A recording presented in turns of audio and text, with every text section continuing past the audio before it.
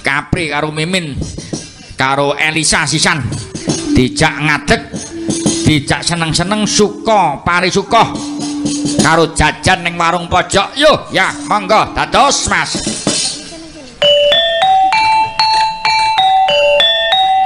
Lelalo lelalala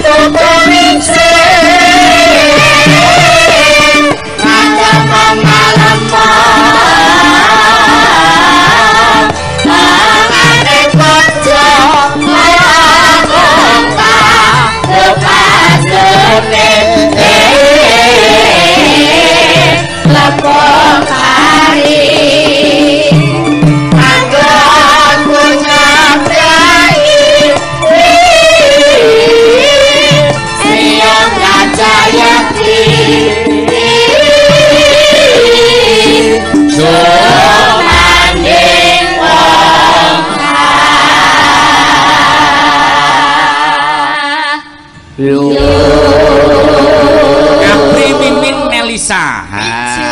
Selamat pagi Mas Bagong. Para-para tamu VIP Syekh Lenggah. Terima kasih. Luar biasa. Jan-jan iki ya umpama nggih Pak Dekan kepareng ngono ya diaturi munggah panggung, bernarasi atau menyampaikan pesan-pesan.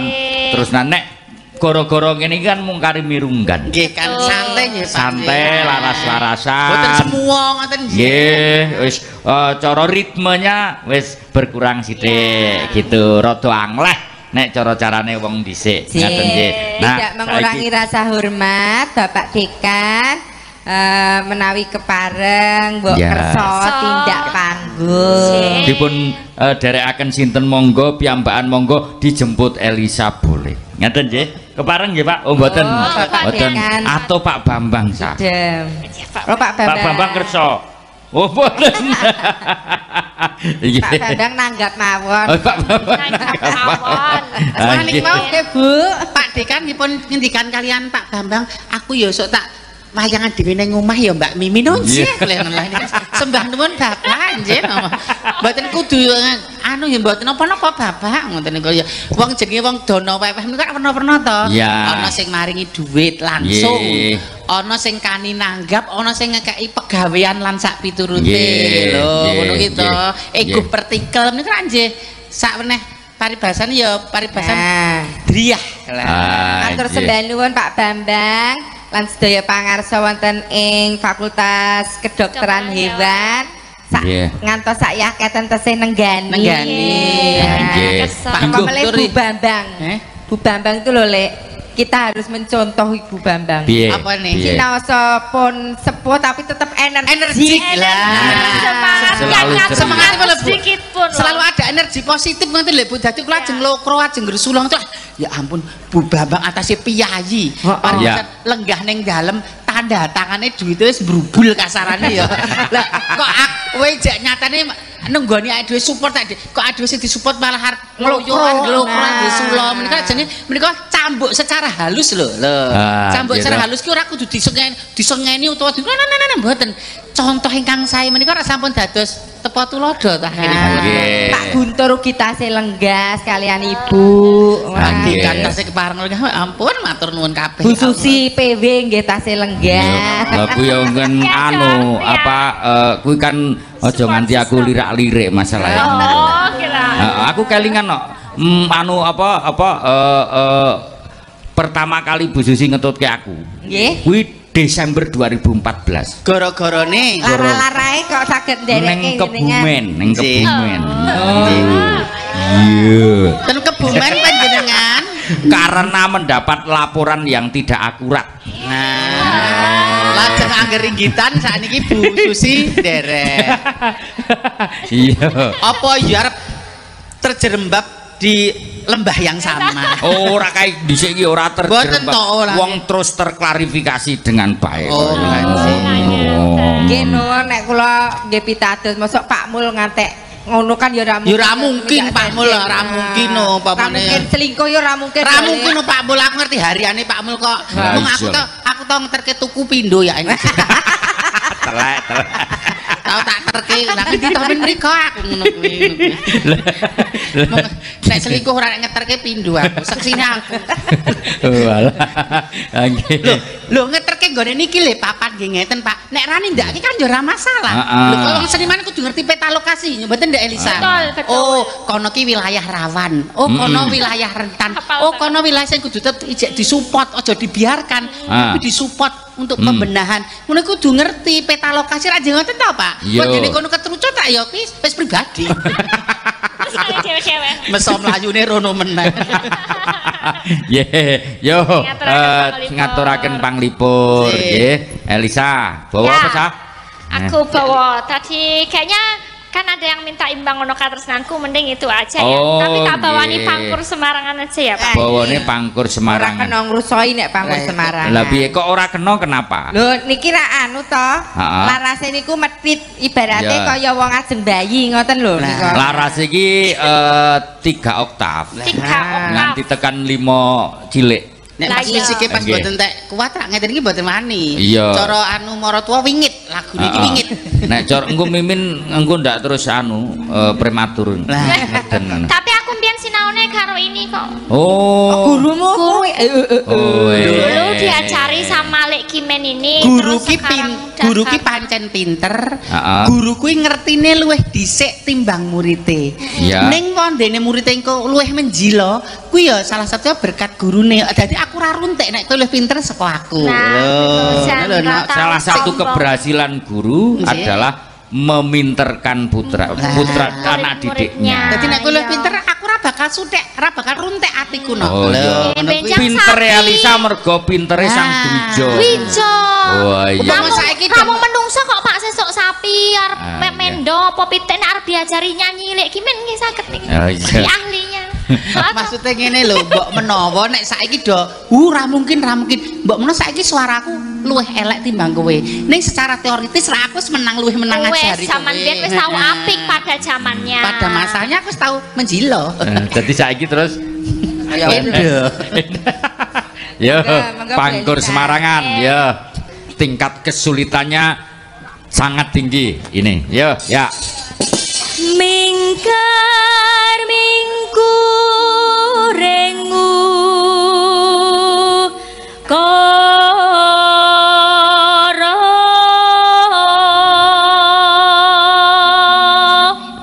ya akarono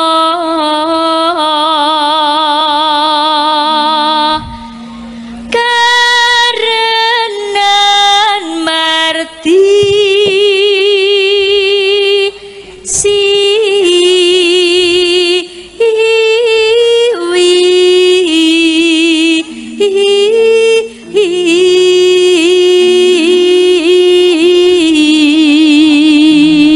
Ya. Sa? alah. ya kenapa disebut Semarangan? Semarangan. Kenapa? Aku Mbak jujur aja nggak tahu, cuman gara-gara tiba-tiba fall in love sama tembang itu langsung ajar aja, terus taunya itu pangkur Semarangan gitu. Mungkin Pak Mul sebagai dalang itu lebih ngerti gitu loh. Nggih. Sejarah musababnya. Nggih, kenapa disebut Semarangan? Pangkur ini adalah gubahan dari Kinarto Sabdo. Ya. Kinarto Sabdo itu lenggah ana ing Semarang. Jadi lagu-lagu yang disebut Semarangan itu identik dengan karyanya Kinarto Sabdo. Oh gitu. Nggih. Yo, iki kene iki nggon sing angel ya. Yuk. Hati-hati. Ya.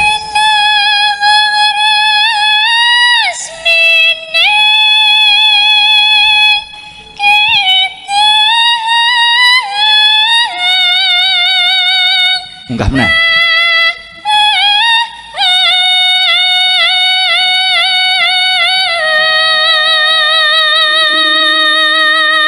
Burung rampung munggah meneh.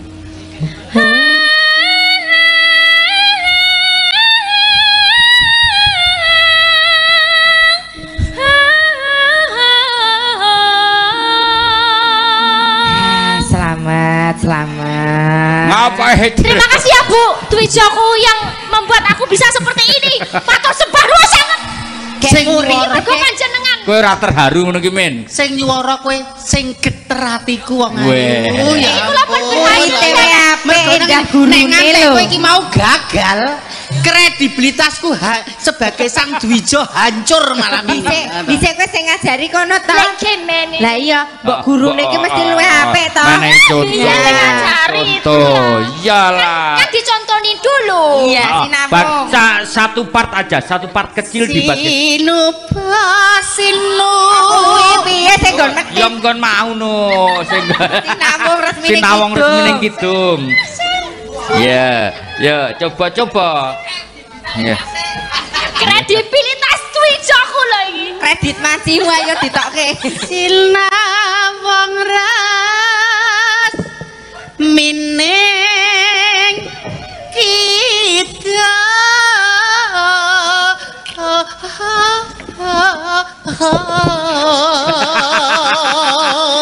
Gumah. kaya sing tak omongke guru kuwi luwih ngerti luwih dhisik ning wondene murid iki lebih pandai ora bakal dadi runtik ing atiku no. Ya ru. Kuwi ora dirampungke sisan.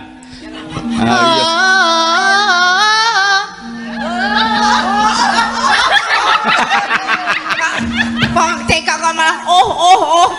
Piye ta kowe iki? Mas, berarti kalian tidak menghargai sebuah proses. Mulai ini ya. Iya kan, iyalah. Kowe Proses hidup. dikandani. Dari tidak tahu apa-apa terus sekolah PAUD. Bar sekolah PAUD terus dadi SD, SMP, SMA, fakultas, terus paribasan engko dadi sarjana, dadi ambil S1 dan sak piturute, terus dadi tingkat tertinggi paribasan menjadi duduk di posisi tertinggi paribasan. Ya. Tapi bisa jadi dia menjadi turun. Loh, mergo ana regenerasi yang muncul. Manusia itu ora selalu neng dhuwur. Mosok mimin arep kondang terus ora dhuwur terus, ora ana regenerasi, ora ana tongkat estafet no Mas, cara ngono kuwi. Urip kuwi cakra manggilingan. Heeh. Apa nek pemimpin sajake dadi pemimpin terus? Ya ora to, ana regenerasi. Heeh. Urip ki wah gingser Mas. Ibaratnya Berarti kamu tidak menghargai masa lulasnya di masa keemasan. Uangnya di masa keemasan. Nek saiki aku rada surut kudune kowe renggangani orang ngece. Kok ngino kowe berarti? Kamu tidak menghargai proses hidup. Rata ya. Kesuksesan ini kaya umur. Kowe bayi, bocah, remaja, dewasa, manula, sesuai fisiknya so lemah demikian dengan suara saya.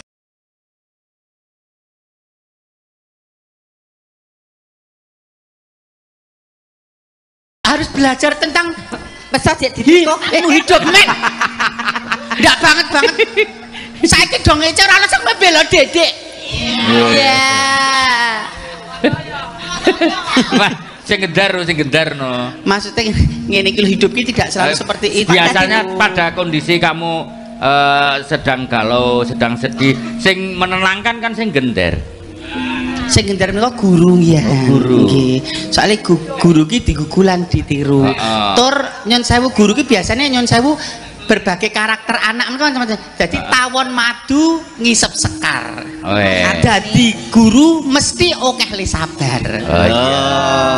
Ana bocah sing dikandani manut, ana bocah sing dikeki PR langsung ngerjakke, ana bocah sing dadak diselentik.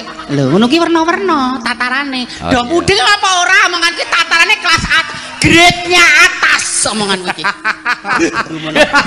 Kok grade atas kok nganggo hu iki. Saking dene kaya langsung grade niku ora sing dihu iki apa terus ya kene ngono lho. Nggih nek wong nesurak nggih terus mati napa nggih? Apa? Imunitasnya itu menurun 60%. Ora iki mau kok sing dihu. Ya niki barak ya melu mudhun to niku payudarane niki. Oh, payudara iki lho jare sa. Ora isine apa? Ya Allah. Atos. Jari manis iki. Kowe iki aja lanyu-lanyu ro kono, kowe dibales kowe. Ndak asli lho. Asli. Lho aku mengakui kebisaanmu dadi nyun sewu. Kowe kok gila iki. Oh ngayune kaya ngono didemok wong ngayune kaya ngono kok. Zizi lho. Jadi kita sama-sama belajar. Nek di Elisa belajarnya di memang sekolah formal atau pamjatan. Nek aku belajarnya dari lingkungan sekitar, pengalaman, sosial. Jadi kadang iso genengan belajar saka genengan ibu-ibu lho. Nah, suka ibu-ibu le gosip-gosip ngono ki. Yu, kowe nyumbang ning kono rang. Nyumbang ning angsul-angsule lemper loro. Loro. Terus rotine serodok roti seret. Paribasan ngono kuwi. Baru aku dhewe ana sing genengan kuwi. Aku ora nyumbang ning kono, aku nyumbang ping 3 kono blas lho tau ora ning nggonku lho.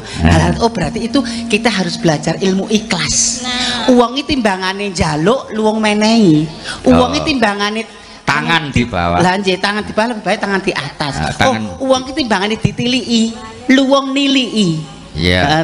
Tangan di atas lebih baik daripada tangan di bawah. Loh. Aku lara ora tau ditiliki, luwung niliki timbangane ditiliki. Lah kowe gur lara untu arep ditiliki lho. Ya wong lara apa panu. Maksudnya itu kan hal-hal simpel yang kita belajar dari lingkungan sekitar. Lho yen pengen ngunduh ya nandura luwih dhisik. Yen pengen sugih dedono. Yen pengen pinter mulang muru. Oh, kan begitu. Jadi kita harus memberi terlebih dahulu dengan ikhlas. Nah, kalau kita suka menolong sesama, Tuhan akan dengan mudah menolong kita. Nah, terus dengan pendekatan yang kita bisa, no. Cara aku kan kaya Pak Mul dono driyah bantu kono-kono 100 juta ya mbok menawa durung iso 100 miliar. Lah bari bahasane ngono iki dengan cara lain. Jadi jangan pernah merasa aku wong ora duwe ra iso mbantu, jangan pernah seperti itu. Semua dengan caranya masing-masing. Ra ya ngono to nek iki ilmu sing teko harian nek sak ngerti. Itu kata-kata syariah. Ayo no bacutke no. Aku gumun lho. Kewan ki ya nek lenang wedok, aku sing sakjane iso dadi pitakon lho. Apa? Kewan ji ora ya. Lah kuwi lho. Api kok ya. Iya nek ya. Yo kuwi kentang api. Apa perlu ditakokke ya, Bapak dosen ya. Ya nek ngono nek Pak dokter ya. Takon Pak dokter. Secara biologi lho aku ngomongke bukan cara kan ana nggon kromosome barang ini kan piye ngono lho Pri. Lah DNA-ne barang ini kan ya ana to. Oh ngono kuwi ana DNA to ngono ki. Maksudnya kan ngono kita bicara dari sisi itunya lho nek dari kok nek kewan ki sanglir ki piye? Kasih nggih mbuh kowe. Aku dhisik bapakku kan ya blantik sapi. Nggih. Dadi ya ngerti sanglir itu apa itu ya tahu. Napa to kula dereng ngertos ki? Lho nek kancaku kan jenenge Omega. Omega to jenenge Omega Suryadi Sinaga. Zaman dhisik itu Omega itu aneh lho ngono to. Kok aneh gimana? Telurnya 3. Betul. Telurnya 3 lah kan neng nggon iklan kae telur omega 3 lah kamu Sandra Elisa wis kowe mikir apa kowe mau sak kok ketok maplenggong ngono gitu aku goleki mbok menawa ana ngono lho telur omega 3 ya telur omega sing rasa telure 3 terus semingke ya yo bacotke sinuba sinukarta mreh kretarta pakartine ilmu luhung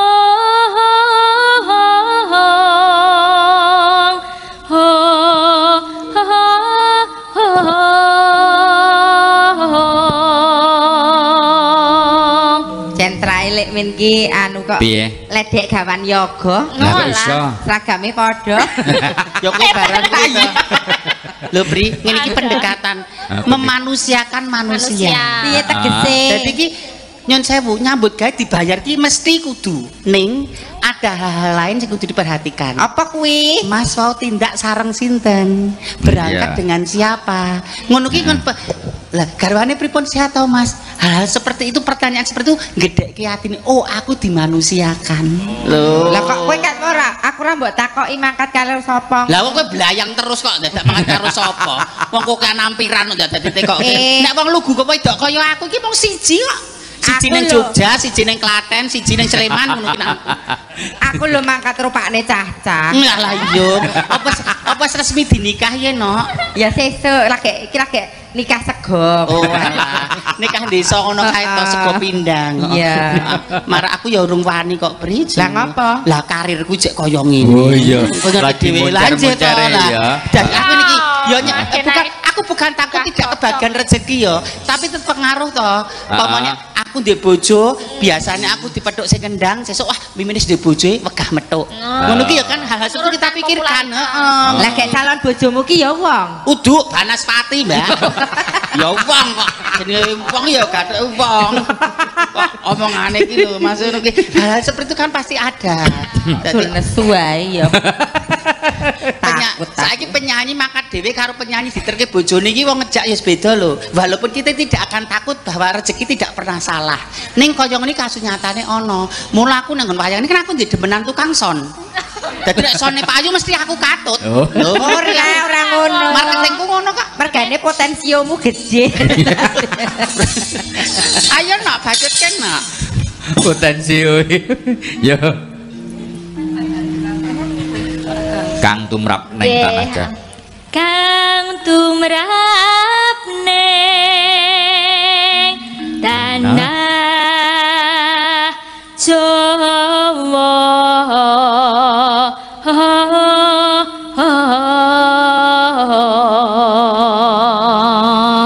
Pak Mul, Dalem. Bu Elisa. Ya. Iki mung sharing lho, aku tidak mencari pembenaran. Apa? Mbok menawa di lingkungan sekitar kita ora akeh ning ana wong sing modele nyen sewu kakung ning dandan putri kaya Apri ngono ki to misalnya kan ana sing ngono-ngono ki to. Dadi kadang kala sebagian orang kan menganggap bahwa dia itu sampah masyarakat. Ning manakala dia dikasih wadah, dikasih kesempatan sesuai dengan passionnya dia, pasti akan menjadi sesuatu. Ya. Kadang kala sak perangan orang memberikan tempat kepada mereka itu. Jadi neng kene kadang aku ngomong ki ayo to bareng-bareng kita bukan mencari pembenaran, tapi mindset kita harus kita buka bahwa ada orang-orang seperti itu sehingga harus mempunyai wadah dan tempat. Nah, nyatane iki fakultas kedokteran hewan ya wis nampa ngono kita bukan tidak harus dia tapi ada fenomena seperti itu ada banyak sekali. Itu bukan orang yang tersingkirkan tapi harus dipeluk, dicari apa bakatnya dan dimunculkan. Lek segemen kudu dipeluk Elisa lho, piye? Matur nuwun ya. Aku nek bau itu diam-diam tuh bau ngentutan. Tapi gini Lek Mimin artinya sebagai manusia kita tidak perlu melakukan judgement secara berlebihan. Masing-masing punya plus dan minusnya. Semua menjalani takdir dan apa yang sudah digariskan oleh Tuhan yang Maha Kuasa. Ngaten ta nggih? Yang kita lakukan adalah kita memperbaiki diri kita dan kita melakukan hal-hal baik yang bermanfaat bagi sesama. Rak ngaten ta? Nggih. Nah terus kok ora kayak ngono guys. Kayak salah kayak kleru dosa neraka sampah dan lain sebagainya tidak perlu.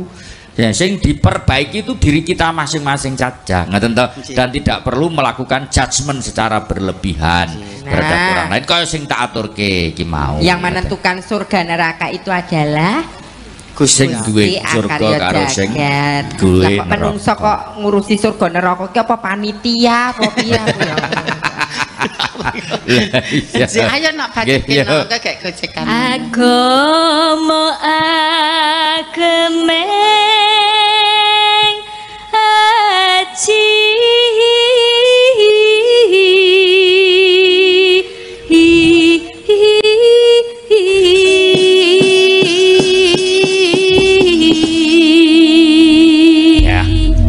ana katresnanku sarambahan terus di bajutke tembang kangen nggih. Oke, ya yuk. Saben dina mengalamon jroning sepi samon amung tansah katulung wewayanganmu duh Kang Mas wong bagus linalitan bisa lali sayang rujet hati lalewamu manis tansah gumantil ing pandenging netra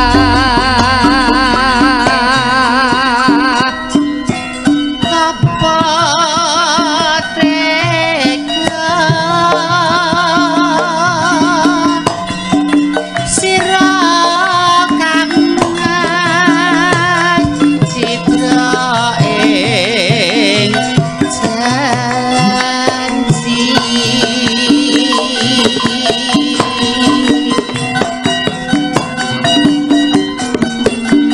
misahke katresnan jati lamun mangkono piye katresnanku piye katresnanku variasi kok iki emang buat Iki mau piye? nek wong musikologinya etnomusikologinya tinggi lah musikalitasnya tinggi dan sekuran ilmune etnomusikologi lah kaya Mas nak mung kuwi mbok arep kepleset iso bener ke iya bedane cah pinter karo cah smart atau cerdas sih yang ngono kuwi lho nek pinter kan secara teori nek cah cerdas cah smart dalam situasi tertentu iso bener ke lho iso ambil peran di situ iki mau ki pangerten nek cara aku karo Elisa kan jek enom dadi iramane digawe rada anu rancak-rancak seger lah nek kowe kan wis sepuh dadi digawe ora ngecak penghormatan matur nuwun Mas ya Allah ya matur nuwune karo sing ngendang no matur nuwun ya Mas selama ini aku underestimate karo kowe ya Mas nuwun disayang matur nuwun ya Mas iki mamang hormati aku Mas ndaraku nek ngece aku ndarani sinden jompo Mas matur nuwun ya Mas kok ngopo to Mas mbok ngono ku ya sebagian dari kebutuhan lho kok do kipo-kipo ya kipo-kipo lah kowe iki nek wayah timbangane dadak bayar nek karo kanca kan tak tempili ngono nek wayah yaene iki do gila karo kowe lah ngopo jenggotku lho do tukul nek sore maro jek patut ya ayo lanjut mangka Kang Mas katresnanku bebasane dan bisa dinoku la la la la la saksofon aku rebanake jiwa lan raga yo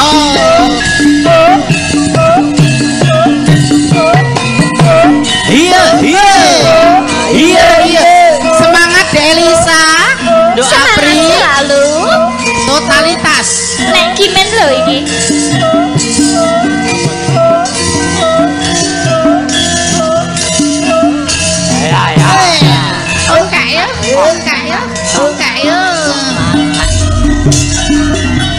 wayah wengi udan krimis ra wis suwe saksofone dunake ora apa-apa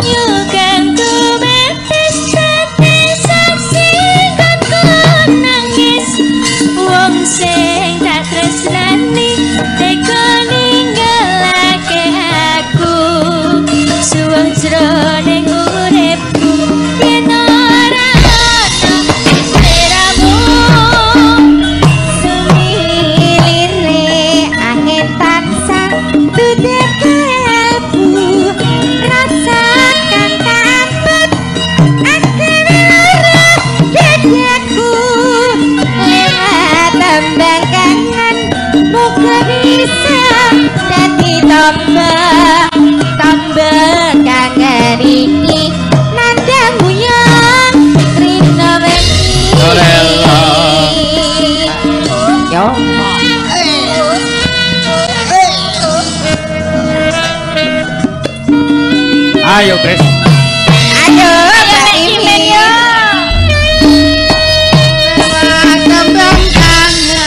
Biasa wae, Kris. Aku titip tresno apa pancen sliramu wis ora rasa lewat tembang kangen aku titip sayang tresnaku ring sliramu ora bisa ilang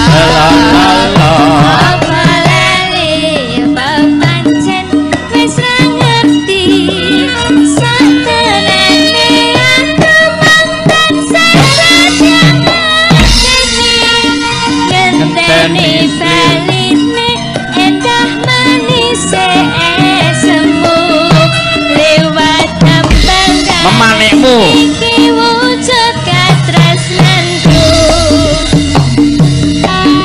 Jaiponge Mas. Iya. Urung jaipong to. ayo jomplangane Kris Asik. Jaipong yo Mas. Jengong merong-merong dong. Jaipongnya penak banget ya Mas.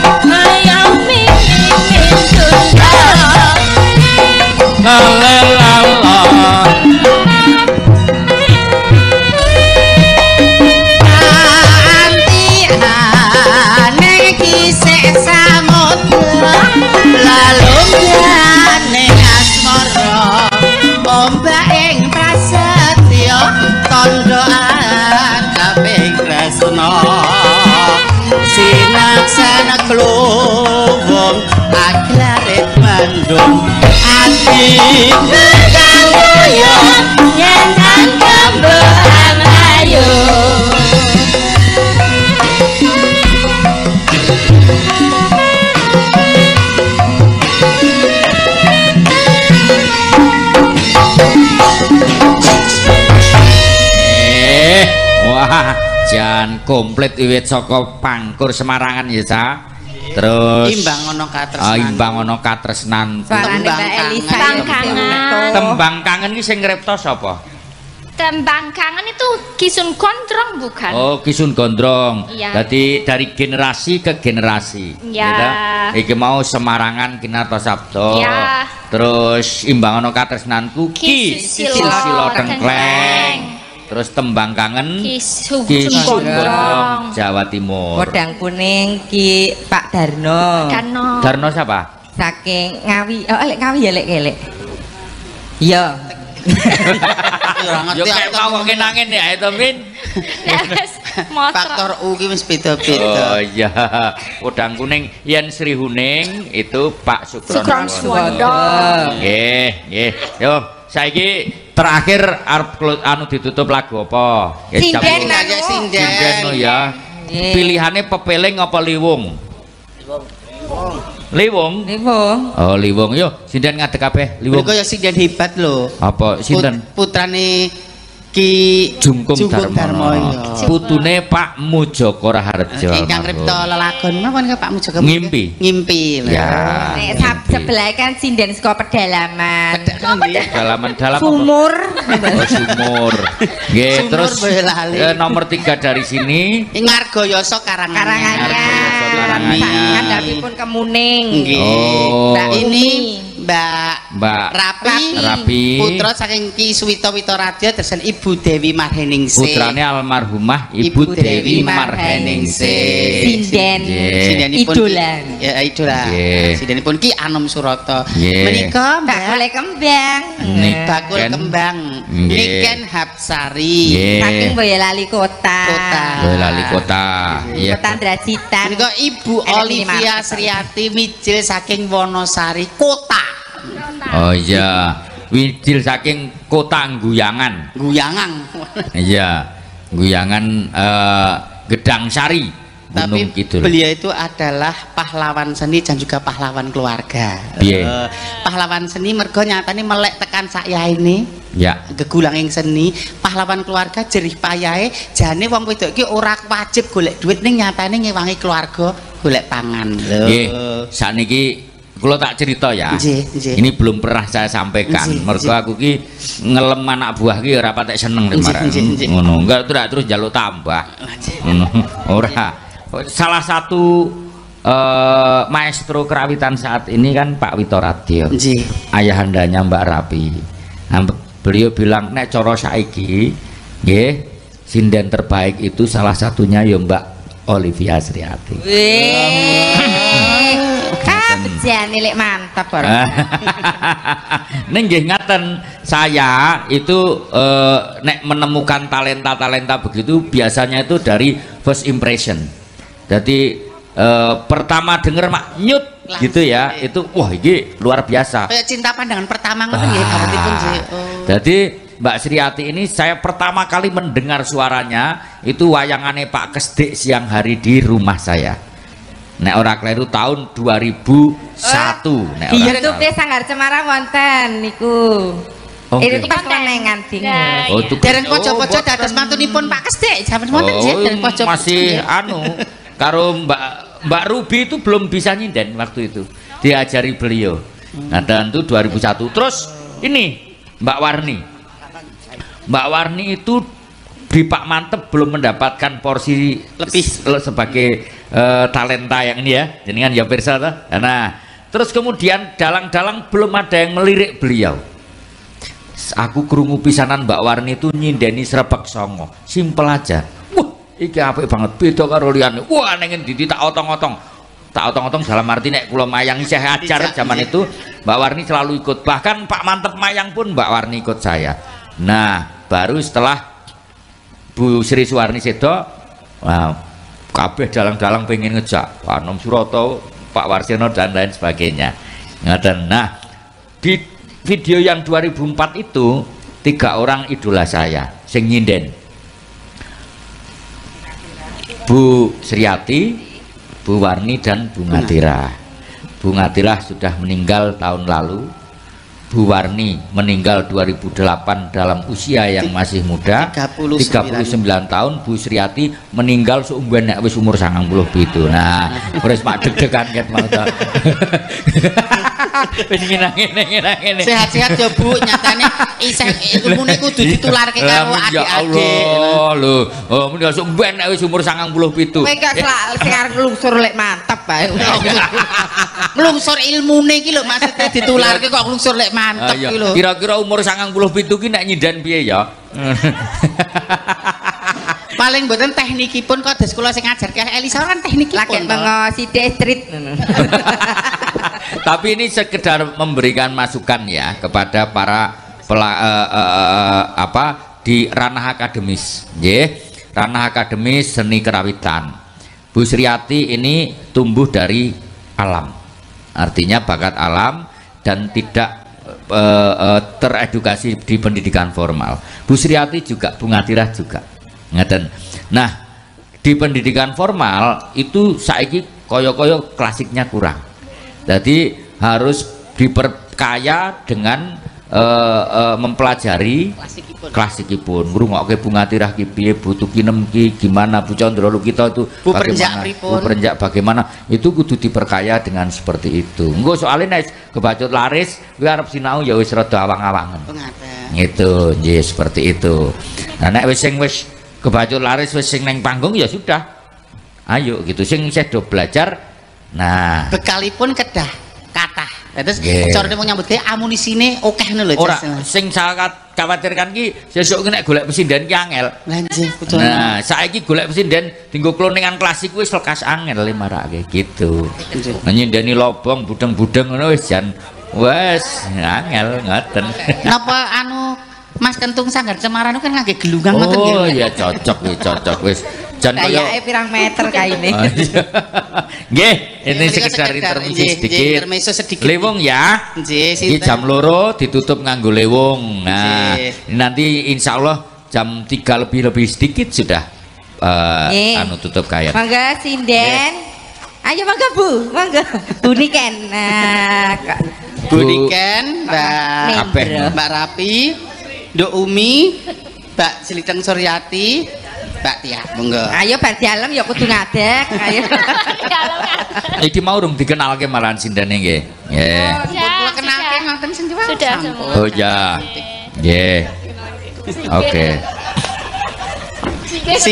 Sinden petingan ngantuk nek Mbak Niken ora ana. Dijoli liyane ora gelem kok. Nek apan ya buruh nimpal kok ya. Aku kira ngantuk, Mbah. Lah ngopo? Turu. Wayangane bengi-bengi wong awan ya entuk.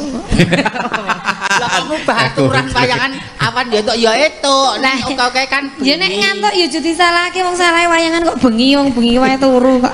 Ayo kowe anu saya lagi sregep nandur kentang kok aku. Nggih to, Pak. Kan iya. Nandur kentang mengke wong pupung udan jagani nek katoke suwek mengke lak kentange metu. Katoke sapa sing suwek? Katoke bojo kula. Terus kentange metu.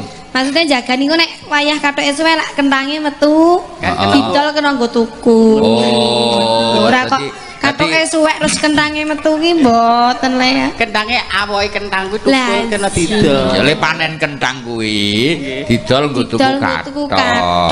Oh, ora kok bojomu gembol kentang mboten nggih. Oh iya. Kentangnya gembol Mbah Imin.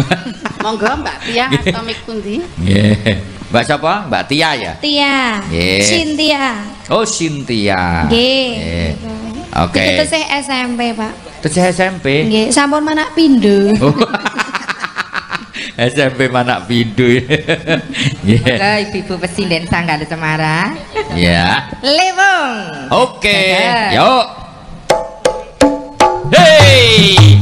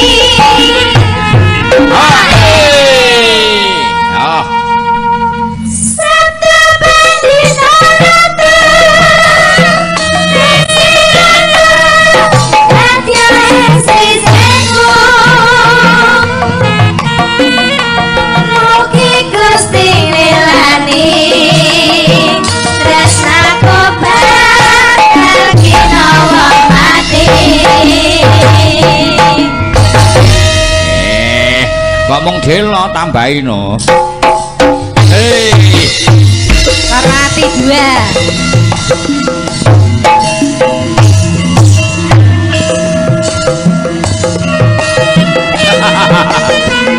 kare loro ati oh iya bisa meneh